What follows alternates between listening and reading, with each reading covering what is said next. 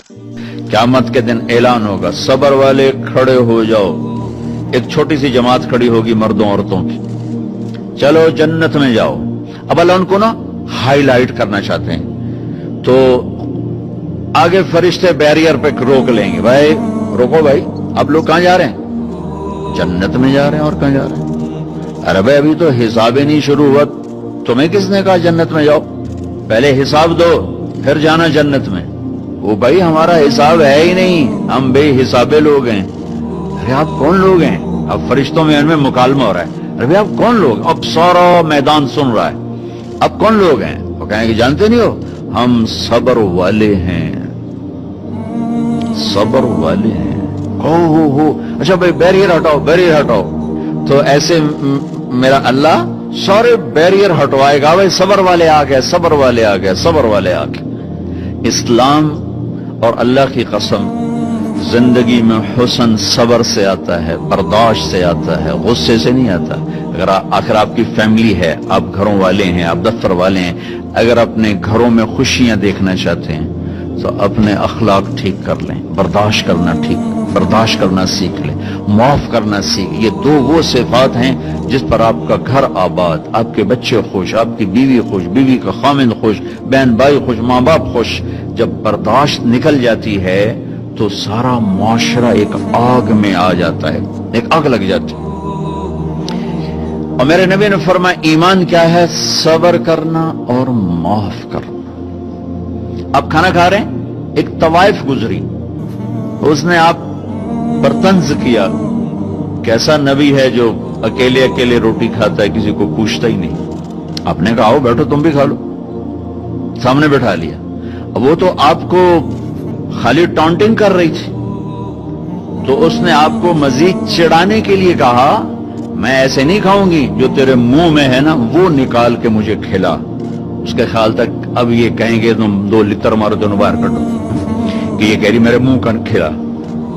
और होना भी यही चाहेगी कि कैसी बदतमीज औरत है, कह रही जो तेरे मुंह में वो मुझे निकाल के खिला। पर मैं अपने नबी के अखलाक पे कुर्बान जाऊं। हमने कहा मैं हाजिर हूं। वो जो नवाला मुंह में था वही आपने निकाला और अपने हाथों से उसके मुंह में डाल दिया।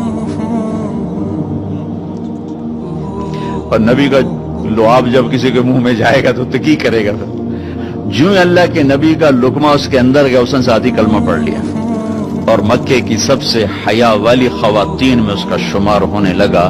ये मेरे नबी की जिंदगी है, माफ करना, दरगुजर करना।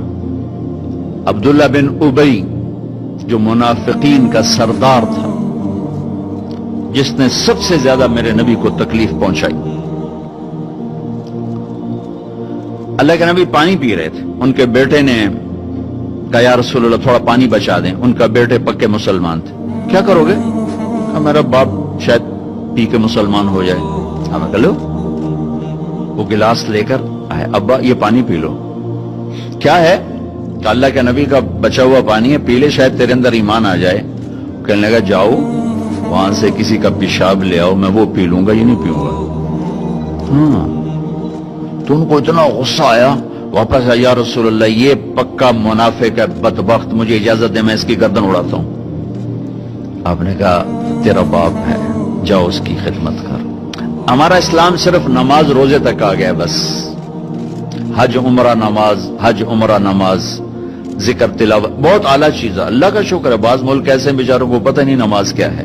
पहला सवाल था इस्लाम क्या है? इतामुत ताम वतीबुल कलाम, मीठा बोल। ईमान क्या है? माफ करना और सब्र। अब तीसरा सवाल, या रसूल अल्लाह अय्युल इस्लाम अफदल, सबसे आला दर्जे का इस्लाम क्या है?